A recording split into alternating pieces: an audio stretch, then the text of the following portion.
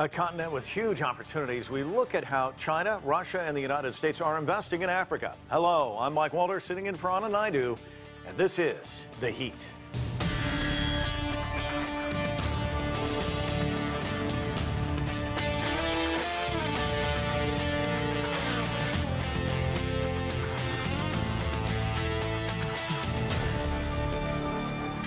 Africa is a continent hungry for investments, especially in the infrastructure sector. 39 out of the 54 African nations are part of China's Belt and Road Initiative. A study from the World Bank shows that the GDP of Sub-Saharan Africa can grow 4% thanks to Chinese investments. But other countries are also involved in the continent. For more, we turn to CGTN's Sumitra Nydoo. She's in Johannesburg. And Sumitra, the United States is investing in Africa, but more recently, Russia also making a big commitment. That's right, Mike.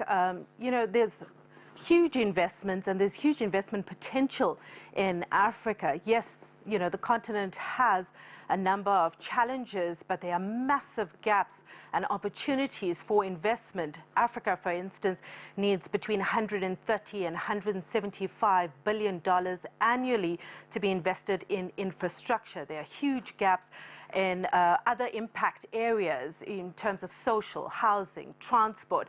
There are huge, opportunities, but Africa is facing a number of challenges. The risk has become quite high, but different countries are, competing to get in there. Recently, Russia held its first Russia-Africa summit, and there were huge announcements coming out of that. Over 40 African leaders attending there, over $12.5 billion worth of investments made there. Russia itself said that it was going to double its investment in Africa to $40 billion. This is quite big, and of course, we had huge investments coming from the US and Europe prior to this, but since the onset of BRICS, Russia and China, for instance, have become huge investors. China is Africa's largest investor to date, but you're seeing other countries like Russia coming through, massive investments there in the arms sector. Let's take a listen. The first Russia-Africa summit has ended. Summarizing the results of these 2 days of work, we can already say that this event has opened a new page in relations between Russia and Africa.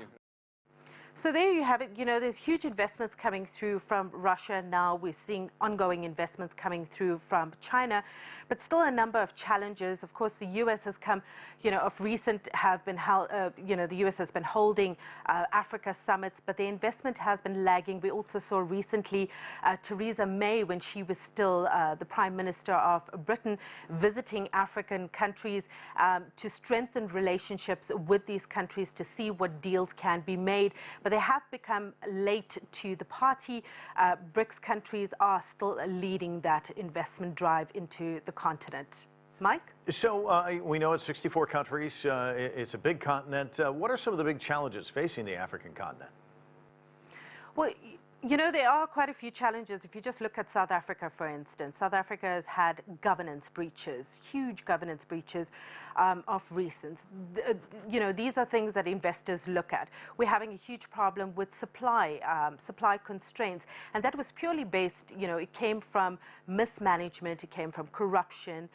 We've had issues with supply now because of those issues. And these are some things that investors look at. You need a decent energy supply in order to carry out your developmental goals as well, and this is where the impact investing comes through. You look at the rest of the continent, policy issues, governance issues, you're looking at security issues as well. There's still lots of threats of terrorism on the continent, lots of fighting still going on the continent, and these are issues that investors are really worried about. They want to put their money here on the continent because there's massive opportunities. The problem is that these issues arise, and then it becomes very difficult for them.